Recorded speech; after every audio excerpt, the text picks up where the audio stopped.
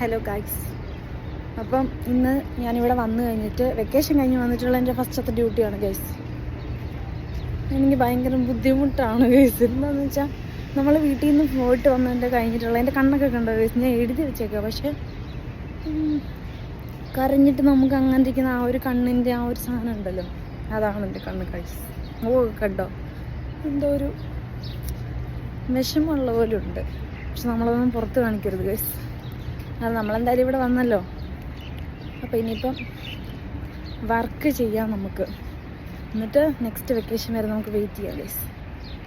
അതായിരിക്കും നല്ലത് അല്ലേ? നമ്മളെന്തായാലും പ്രവാസിയായി പിന്നെ തിരിച്ച് വന്നല്ലോ, അപ്പോൾ ഇനി അതിൻ്റെ ബാക്കി നോക്കാം അല്ലേ? പക്ഷേ ഒരു ബുദ്ധിമുട്ടുണ്ട് ഗൈസ്. എനിക്ക് തോന്നുന്നു 1-2 ഡ്യൂട്ടി ചെയ്ത് കഴിയുമ്പോഴത്തേക്ക് ശരിയാവുമായിരിക്കും. അവിടുത്തെ ഗേറ്റ് അടച്ചിട്ടേക്കോ ഗൈസ്, നമുക്ക് അപ്പുറത്തെ വഴി പോകാം. പിന്നെ എനിക്ക് ഡേ ഡ്യൂട്ടി ആണ് കേട്ടോ. നമ്മളിപ്പം ഹോസ്പിറ്റലിൻ്റെ ഉള്ളിൽ കയറി കേട്ടോ.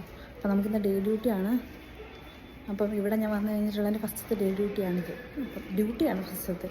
അപ്പം നമ്മൾ ഡ്യൂട്ടിക്ക് വേണ്ടിയിട്ട് കയറാൻ പോകണം ഗൈസ്. കുറച്ച് നാളായി നമ്മൾ ഡ്യൂട്ടിക്ക് കയറിയിട്ട്. 1 മാസം നമ്മൾ വീട്ടിലായിരുന്നല്ലോ. സോ അതിൻ്റെ ഒരു എക്സൈറ്റ്മെൻറ്റും ഉണ്ട് ഗൈസ്. പിന്നെ ഇവിടെ വന്നു കഴിഞ്ഞിട്ടുള്ള നമുക്ക് ആ വീട്ടിൽ നിന്ന് വന്നതിൻ്റെ ആ ഒരു ബുദ്ധിമുട്ടുണ്ടല്ലോ, ഹോം സിക്നെസ് ഉണ്ട് ഗൈസ്. പാടാണിവിടെ.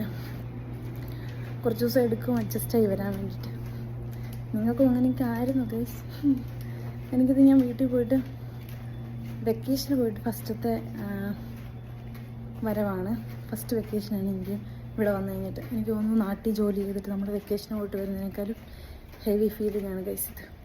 നമ്മളവിടെ 1 കൊല്ലം കഴിഞ്ഞായിരിക്കും വീട്ടിൽ പോകുന്നത്. പക്ഷേ ഇറ്റ്സ് ഡിഫറെൻറ്റ്.